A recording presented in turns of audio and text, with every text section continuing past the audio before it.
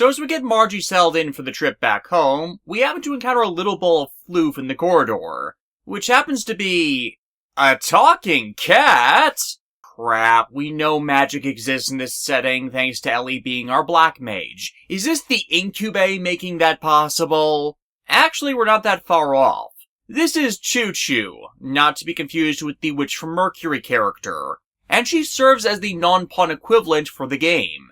Every Xenoseries game ends up having at least one non-human mascot character that never ends up being used in that role. Usually the mascot for a given entry ends up being either their leading lady or their robot main character, such as most of the Xenosaga games' advertisement being dominated by Cosmos. Though talk to any Xeno fan for the Blades games and you get a bullet-pointed list of which of their waifus is the mascot for them. And yes, Choo Choo becomes a party member later, as hilarious as that is to think about. The problem is, I don't actually remember any time I used them outside of a story event that required them. And frankly, with Margie being a great holy woman that would presume she'd have amazing healing powers, it's strange she wasn't included with Choo Choo then acting as, say, her means of attacking enemies, like Renoa in Final Fantasy VIII, or Lulu with her Moogles in Final Fantasy X. Then again, considering how badly Xenogears is believed to have been screwed over by Final Fantasy VIII, they might have been asked to not do that. But still, little kitty party recruits? That seems weird. At least the Blade games went full Catgirl with their Gormati companions. Though that isn't the only thing going on right now. Bart's second-in-command Sigurd knows Satan, as he is also from Solaris. Both are revealed here to have been part of a special operations group with Ramsus known as the Elements, with Ramsus having now taken direct command of their newest generation, meaning we'll be seeing them as major enemies later, even if they are sycophants towards Ramsus. Anyways, the road to Nissan is on the upper left side of the continent, though many may have a bit of trouble getting to it. The actual path is marked by a lone tree, but it's a pain trying to get your movement on the overworld to actually trigger the ability to access that path, and get around the dividing range and ocean inlet separating the sections of the world. When you do, though, the monastery town has a lot of items that are available for upgrading your crew. Two to pay attention to being the Lifestone and other doubler accessories over in one of the shops, which costs a total of 50,000 units. Lifestone doubles the effectiveness of healing skills on party members, while the Ether Doubler doubles the damage of Ether attacks from a character, but as a consequence doubles the expense of casting them. It's unlikely a player will have the spare cash for either of them at this point, let alone multiples at this stage of the game. But the problem is they're only available for so long before a story event flags and they're removed from the shops. Lifestone can be helpful in keeping characters alive at several points in the game, especially if some characters end up overleveled in comparison to others. So if you've grinded enough to get a lot of cash, then getting at least one of both, or just a Lifestone if not, can be an asset. The other thing to stock up on here are the healing item Omega Souls, which heal up the party to full. Sadly, this game abides by a rule of the early Square Final Fantasy games, and that to heal the entire party at once, you end up needing specific rest items like the Survival Tent, which always requires use of one of the game's save cubes to even be effective. Which ignores the problem of when you're out doing things, that it is really difficult to get back to a save cube to heal up, and you're not likely going to want to save every time you're in the middle of something to do so. Xenogears makes this general problem worse by making the survival tents cost more than the item that restores everyone to full health, making the tents an entirely superfluous item, especially since we're not often using ether points to need to restore them. It was around this time that the save location only healing item was really grating on RPG players. It was anachronistic even upon its introduction, and that Square kept doing it, which prevented players from spending their currency on other necessities, just ended up more and more obnoxious with each passing year. It's not this game's fault necessarily, but its retention in parts of Xenosaga is more of a sign of a lacking awareness in advancements in gaming, and I'm glad it's gone now. Margie gives us the grand tour of the religious city, which takes a fair amount of time. Primarily because we keep running aground of cutscenes of people debating what to do about the Ava and Shakan situation. The majority of which just coming off as... "We should do something! Should we do something? We should do something! Should we do something? And if it's not talking politics, it's talking religion. Margie showing off the city's central cathedral, where the religion of the world depicts two one-winged angels having been created by God, so they must come together in union with their other to fly back up to the realm of the gods. Man, no wonder Sephiroth failed at his plans. He kept missing his other wing. The last thing of note being the Room of Sophia, a woman who founded the Nissan religion of the world, whose self-portrait features the visage of a woman that looks almost exactly like Ellie. Gee, I wonder what that could mean. Or for that matter, who might have painted it? I mean, it's not like we have members of the cast riding a cycle of reincarnation, where they sometimes gain skills from accessing the abilities of their past selves, who have already shown to have talent at painting. Yeah, Faye's prior incarnation of Lacan was the one who painted it. And Sophia is also a past incarnation of Ellie. This was originally going to be a larger part of the plot, with Ellie in repentance of her actions as part of Gebler foregoing conflict to take on the role of her past self in the church. But the entirety of that storyline is one of those things that was scrubbed as it was in the parts of the game that couldn't be made as they ran out of time, and only exists in that recap the story section of the game. Thus, while it emphasizes that something more is going on between Faye and Ellie's mutual attraction to the other, and why they keep meeting and orbiting around each other, ultimately, aside from Margie being important to Bart and the eventual expansion on the events that led to Lacan fracturing his psyche, which created Graph, the entirety of Nissan as part of the story ends up completely irrelevant as consequence. But getting back on path to immediate concerns, Sigurd and Satan come clean about them being former Solarian soldiers, and the actual nefarious matters behind them. I keep using the Lambs of the Slaughter phrase to describe Gabler's view of surface dwellers, and there's a reason for that. The foremost being that the Solarians are centrally responsible for the abduction and culling of the surface populace, not just in the Kislev-Ava conflict, but also in them disappearing entire villages like Faye's to take them to be used as slaves, and for other reasons. Sigurd and Satan both realized the harm the land they served was doing, and wanted no more part in it.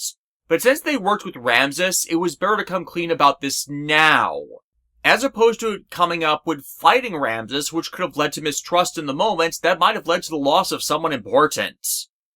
Wow, smart aversion to a terrible, terrible trope.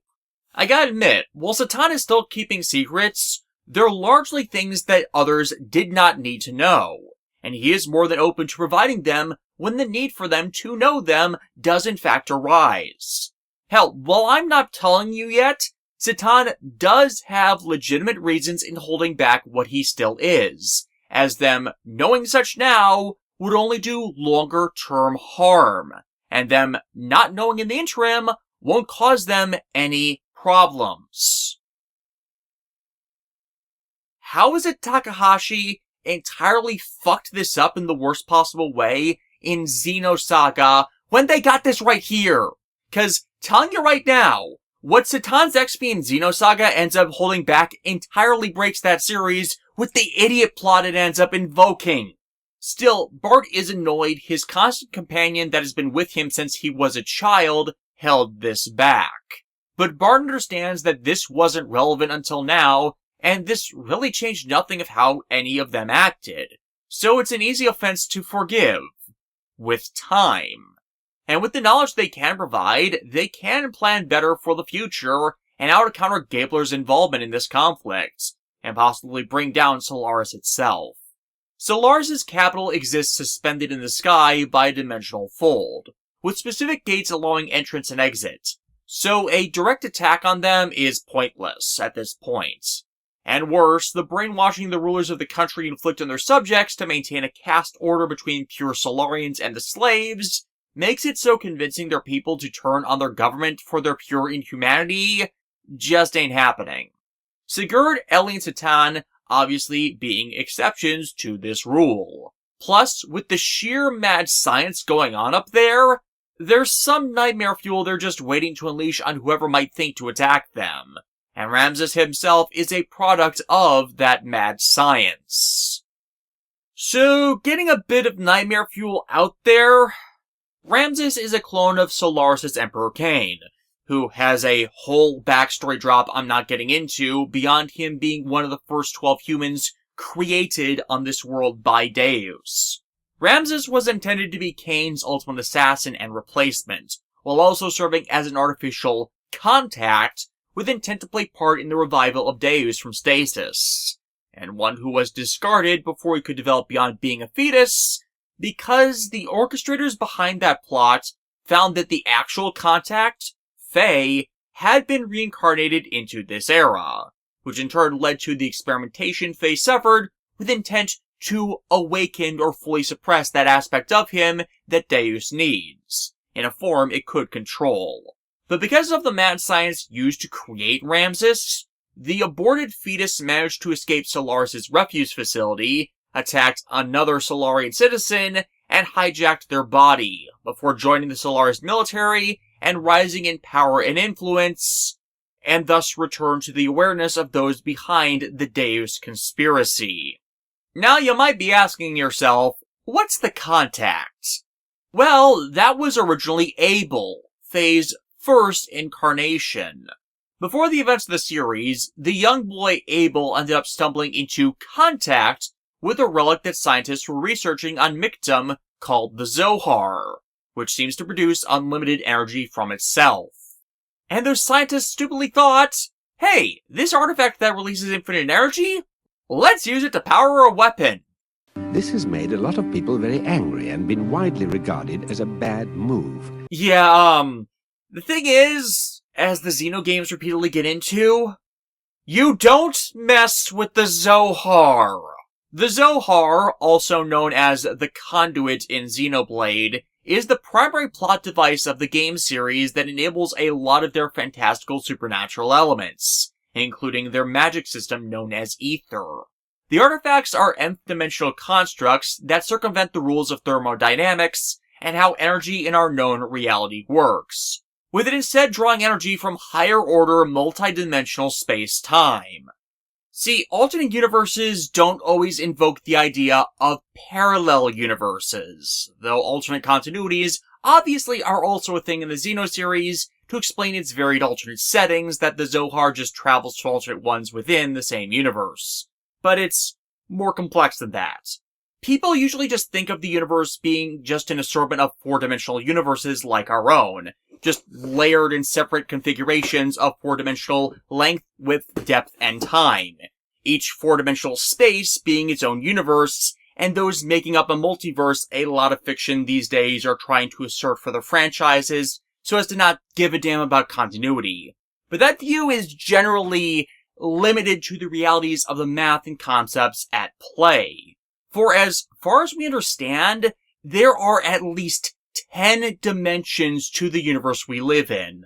Length, width, depth, time, anti-back, lower temporal, clockwise height, upside in, reverse breadth, and the Twilight Zone. A dimension of sound, a dimension of sight, a dimension of mind. And that's not even really a joke. Hell, thanks to advancements in the math behind string theory, which occurred after this game's make, scientists are now operating under the theory that a single universe may exist as a 26-dimensional object, at least under the current operating precepts of bosonic string theory, meaning that one single universe could plausibly hold 358,000 four-dimensional realities. At least if I am doing the math right on this. Within its confines, all before bringing up the possibility of parallel universes into play. And that's not even considering how those four-dimensional realities are then impacted by higher dimensional configurations like a 5-dimension reality, or things even higher up on that existence of being. But in the same way that we as 3-dimensional beings existing in a dimension with time, thus allowing us to perceive changes in the existence around us, a 2-dimensional being without the concept of depth, or a 3-dimensional being that exists without a concept of time, it's impossible at this point for us to comprehend what existing on a higher order dimensional existence would actually be like. This is theorized to be true primarily because this train of thought explains a lot about quantum mechanics. Things we don't quite have a firm grasp on, but is speculation that can feasibly answer questions scientists have about things like dark matter, antimatter, and entropy in the universe.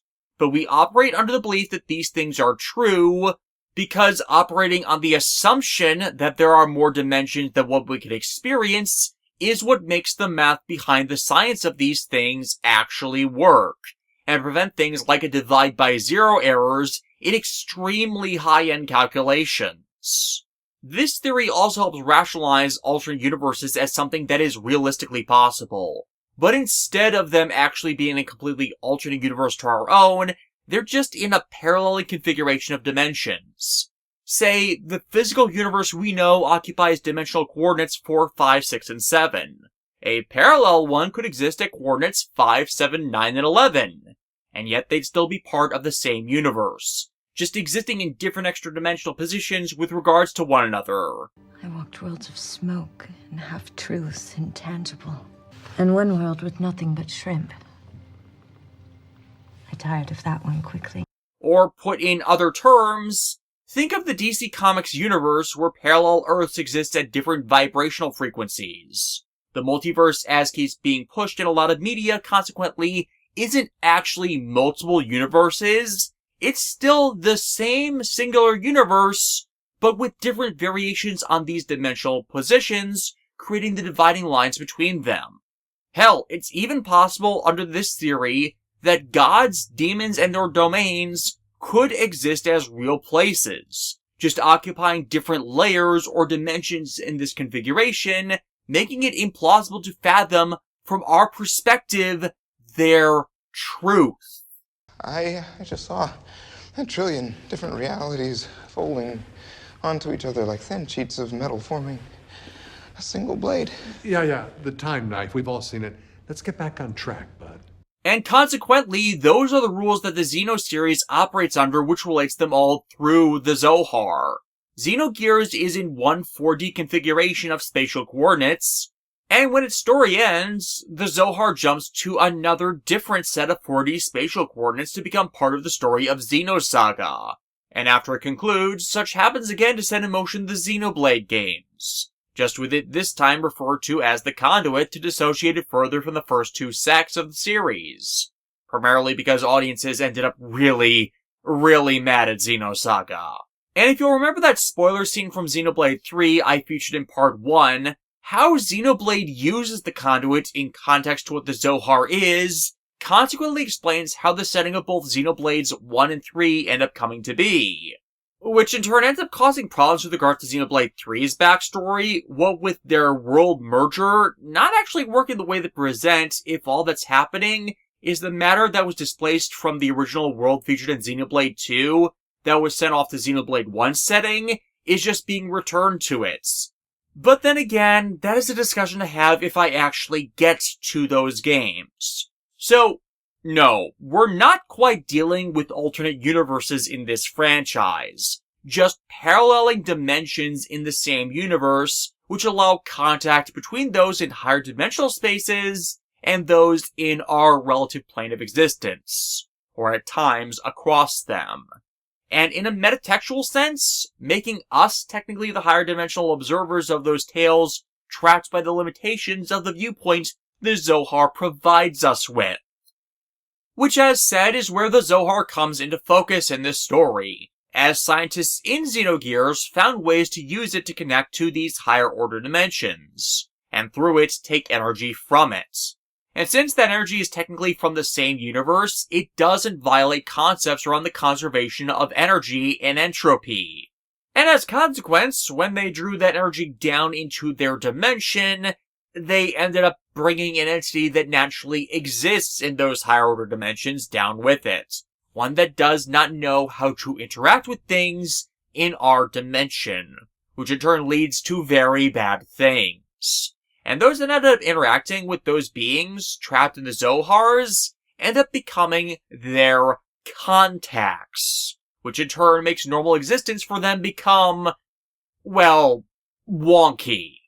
This is in turn why Faye is riding this cycle of reincarnation, Abel's original contact with the being trapped in the Zohar gave it enough context with life in this dimension to attempt to want to escape. So since Abel was the one who knew, then anytime Abel dies, it pulls him back from the afterlife, which the Xeno series presumes to exist in a higher order dimension referred to as imaginary space, which is itself basically the collective unconsciousness from Code Geass, as that series head writer Ichiro Okuuchi is apparently a Xeno fan, to try and see if its contact can get it free from being trapped inside the Zohar.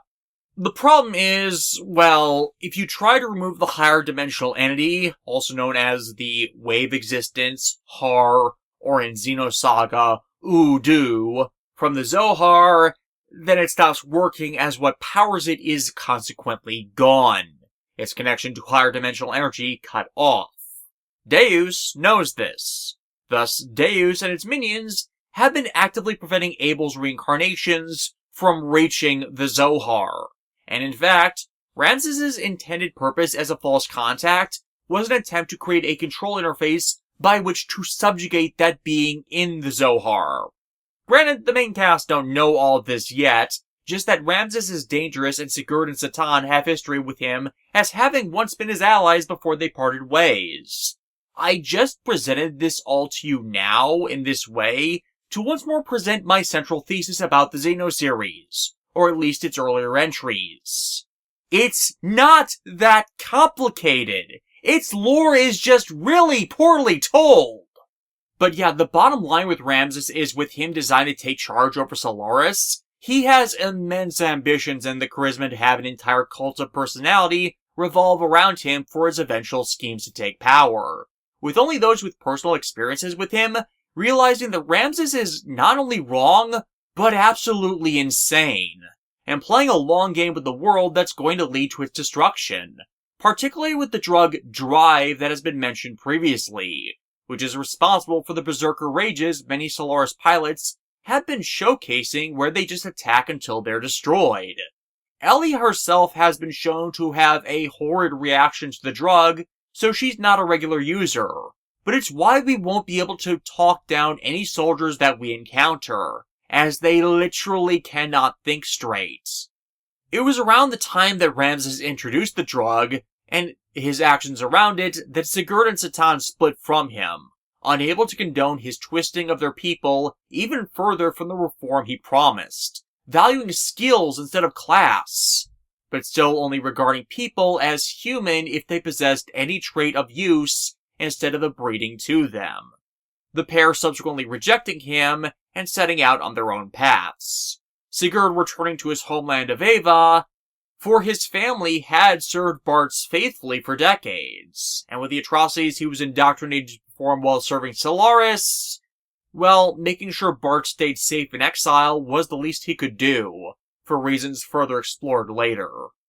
With this information supplied, Bart realizes it's going to be a lot more difficult to fight to free Ava from Shakan, with Ramsus supporting that puppet to give himself a larger army by which to overthrow Solaris' Emperor Cain. And the best way to do this is to isolate Shakan from Ramsus so one cannot reinforce the other, or consequently delegitimize Bart trying to reclaim his family's line's position.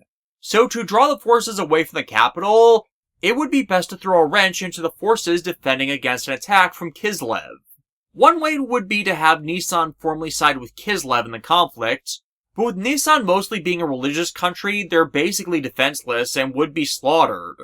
Or they can subvert the active army against Kislev, which is more viable because the one running it, Vanderkalm, is notorious in his inflexibility when it comes to gear combat, preferring strategies that do not rely on them.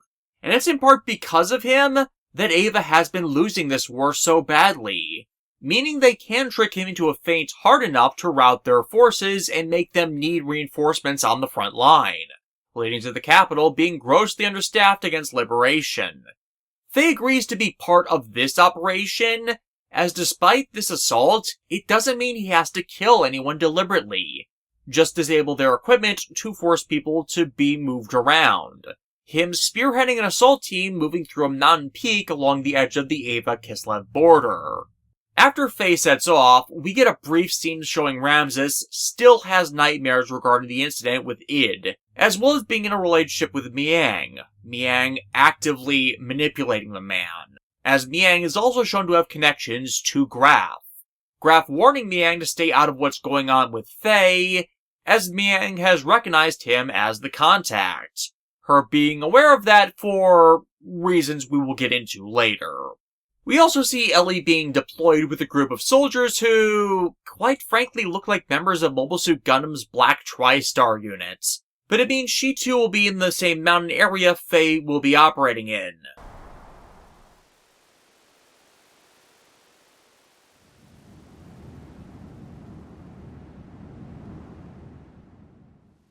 As soon as I can actually traverse this goddamn forsaken place!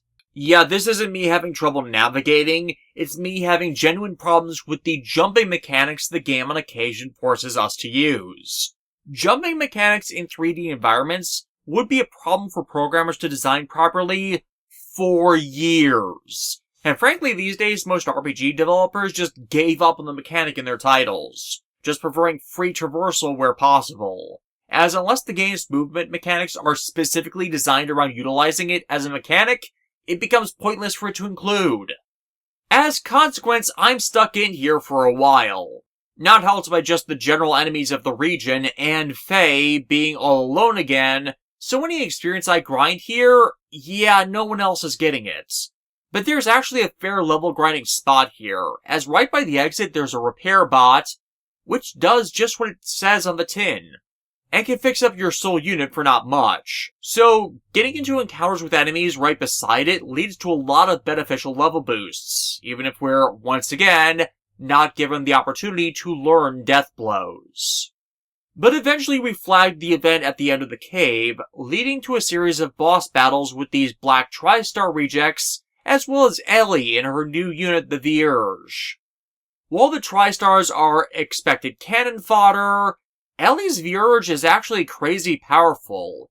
It basically being like the aerial Gundam from G-Witch, or the Art-Jet from Zone of the Enders, where it is stuffed to the gills with remote weapons that can attack a target from multiple directions. These devices in this setting are called ARODs, Anima Ether Response Offensive Drones, a type of weapon very few can use effectively due to the attention and spatial awareness required to use them correctly.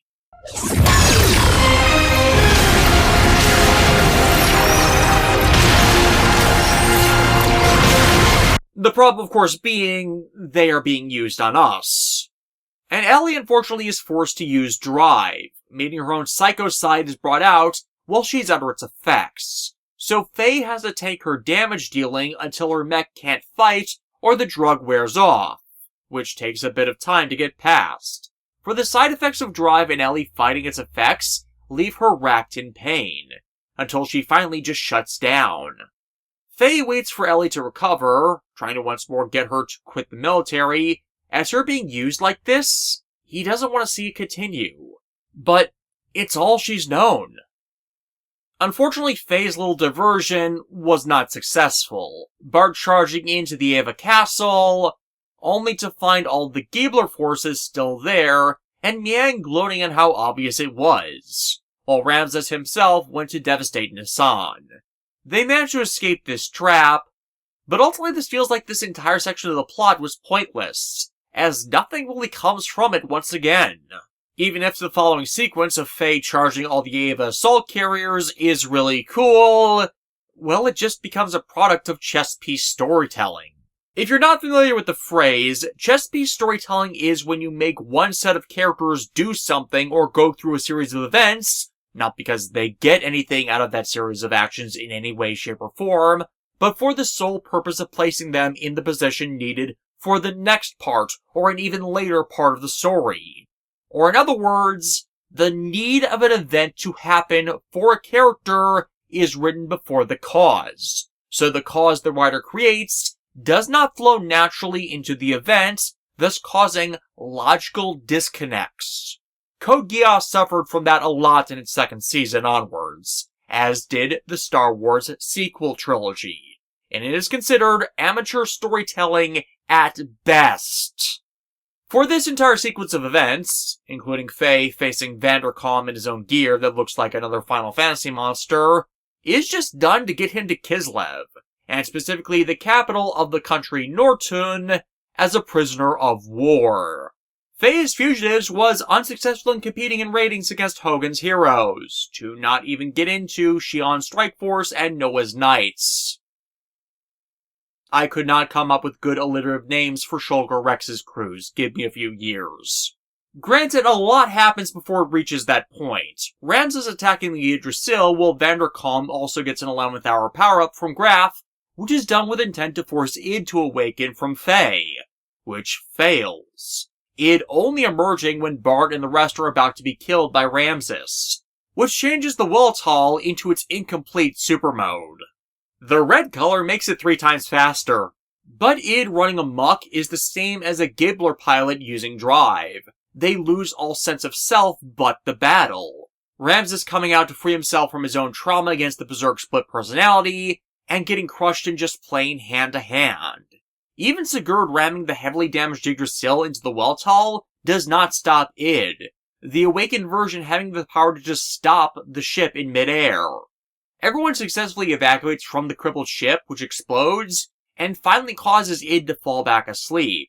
Kislev, when investigating the incident, being what causes Faye to be taken by them.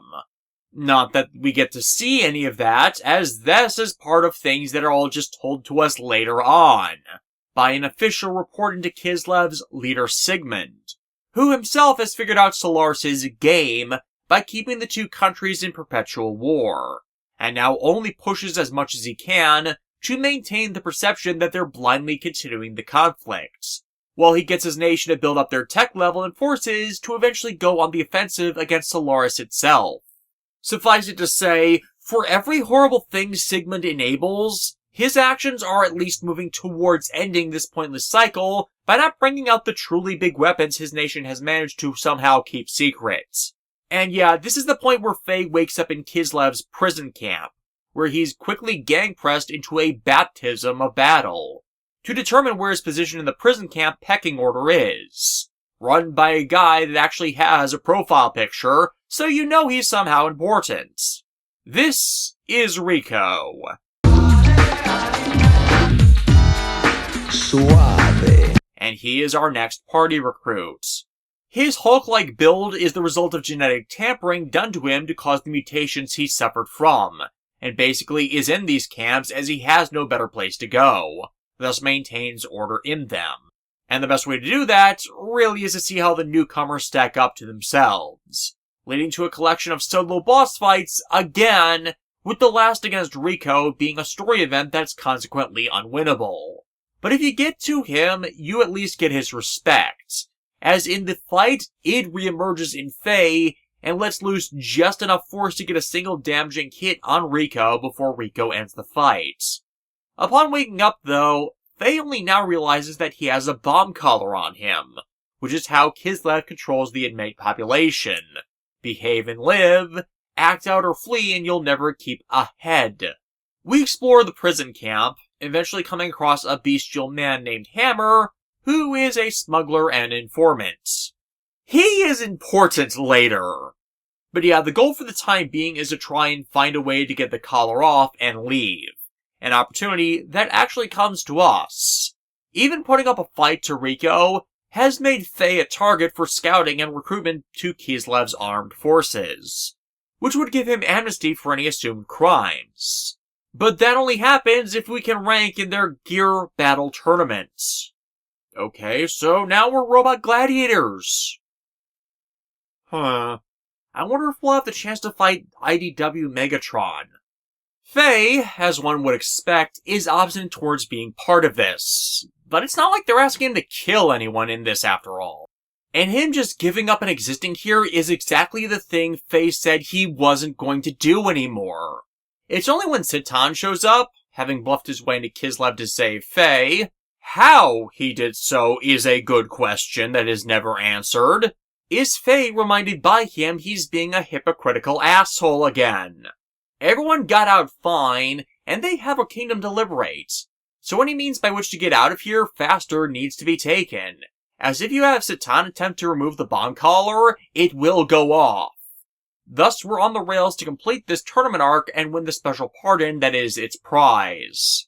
We get a cutaway to a bunch of heads in jars that call themselves the Gazelle Ministry, made up of a group of the first humans Deus created to serve it. And with them being made aware that Faye's the contact and that he's in Kislev, they're going to be putting more pressure on attacking the capital. So it's even more essential that we get out of Dodge fast.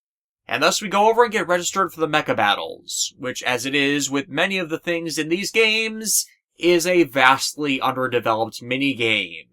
It is at the very least different from standard mecha brawls, but that is not entirely in its favor. As well, the best way to deal damage is in combo attacks like in normal battle. These tournament matches allow one freedom of movement, and the free ability to fire off ranged attacks at the cost of potentially overheating the machine. The best strategy I can recommend is just utilizing hit and run tactics to get through the battles, as otherwise you will be stuck here. However, while we're busy with the tournament, some monster is killing things in the sewers, and the tournament battlers are beginning to be lured down there to eliminate them. So after several tournament battles are completed, Rico lets us in on this happening, and asks for our help in backing him up so we can hunt it down. A sewer level in a video game. Because there always is. When it comes to combat, Rico is supposed to be a veritable tank, but the issue is just getting enemies to even attack him, alongside the level disparity. You first get him when he is at level 23, at least I did, but the level balance of the game requires your characters be at least level 32 by this point to even be able to proceed through its events. And frankly, I haven't been level 23 in this game since before we entered Ava's capital over 10 hours ago! It's only because Citan hasn't been in the party since that point that he himself is level 26 when we start this, meaning the character that has a terrible tanking rating ends up the damage sponge for the time being. Honestly, I hated trying to traverse this sewer, as somehow, despite the illogic present at such a thought, this is somehow a sewer that features multiple levels in it. Like, how? Who designed this? I understand designing a sewer system with deeper aqueducts so as to prevent overflow in the event of rainwater flooding the system. I have experienced a sewage backup, and that is not an experience I have any interest in reliving. So, a deeper pit the sewage flow is poured into before being pumped in the direction of a processing facility? I get that. But no, this place seems like it's built like the floors of a building, and not someplace meant to allow polluted water to flow away from the populace. If this were a subway system, I'd mulligan that, but not for a sewer. Regardless, we investigate and track the monster down here by the clues it leaves behind, eventually tracking it down through the sound it makes, and a bell that can lure it out. With the monster revealed to be a walking skeleton sidekick? Oh, so this is what Jeff Peterson did before the Late Late Show. God, I miss Craig Ferguson. This monster named Redrum, get it? Murder spelled backwards? Is arguably the largest pain in the ass at this point in the game, being able to easily and brutally murder any team member if one is not careful. Everyone needs to be at least level 30 to stand a chance at surviving. Go in with Citan or Rico at 29, and you're just asking for trouble. As trying to heal an under-leveled party without Citan and only with restoration items, yeah, it's going to deplete any stock you have. Once again, the only solution to address the game's balance issues is to overlevel and grind it up, even though the most efficient means of grinding are unavailable or hinder development of Deathblow's combos at this point in the game. However, as we finish off Redrum, it is revealed that Citan is working with Emperor Cain to deliberately awaken id within Faye. Though as the later storyline reveals, not necessarily as a weapon. Faye, as he is now, is too fractured between his three selves to act as the contact needed to shut down the Zohar and end Deus. And Cain has, well, betrayed God. Things got twisted up and like Kislev against Solaris, Cain is secretly planning an insurrection against Deus. A lot of what Cain intended that developed into Solaris' very twisted society got started in an attempt to preserve the humans of this realm, not aware at the time of such playing into Deus' hands. By the time Cain did figure it out, he had killed Faye's various last lives many, many times as they always rose up against him. But between Solaris' long-standing indoctrination of their citizens that is heavily resistant to change and new ideas, the Gazelle Ministry looking out for their own self-interest, and Deus' actual minion out and about subverting any secret factions acting against the revival of Deus, well, he's not exactly got a lot of people he can trust to act against them without endangering his role in things that could lead to such subversions. It's actually suspicion that Cain had turned against their ultimate master that led to Ramsus' creation in the first place as his replacement.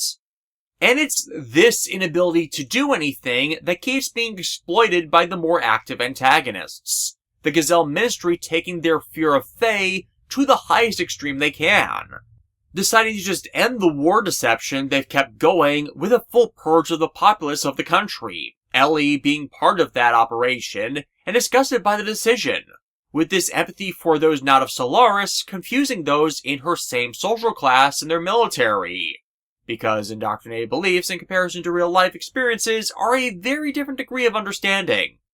Not that we can do anything about that yet, after all. We're still stuck in the midst of this tournament arc.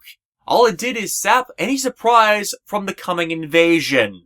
Granted, it gives us more of a reason for why Faye's dad, Khan, shows up in his wise man guise, trying to get Faye to tap more safely into id by attacking him in a martial arts brawl, only managing to beat into his head that fighting with brute strength as he has been as of late isn't a winning strategy when there are other options.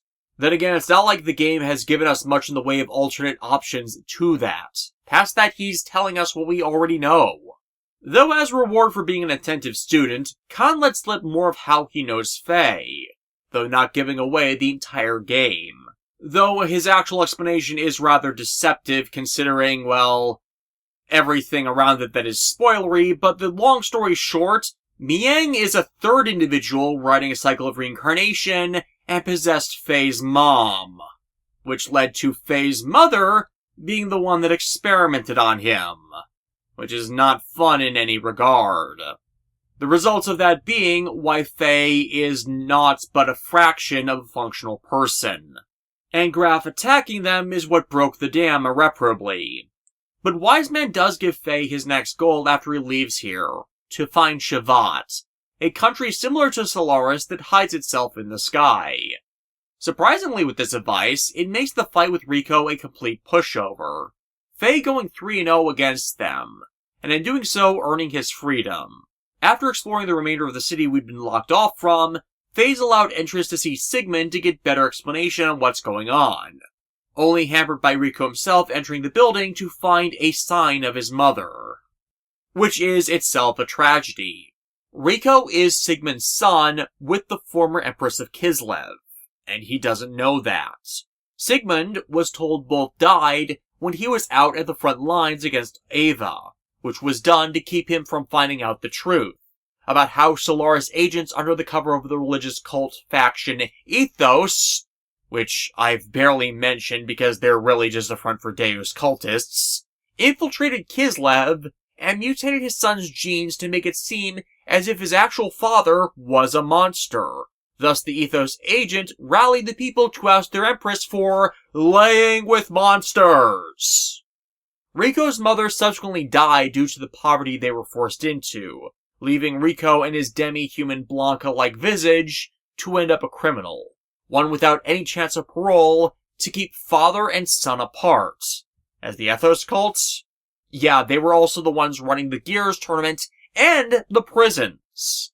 The Ethos are the public face of a lot of Solaris' world subjugation schemes that don't require Gebler's involvement to commit mass extermination, as the purported doctrines their religion instructs its followers to do just what the Gazelle Ministry and the other immortals want just as easily as anything, due to them justifying their bigotry through proxy of that religion.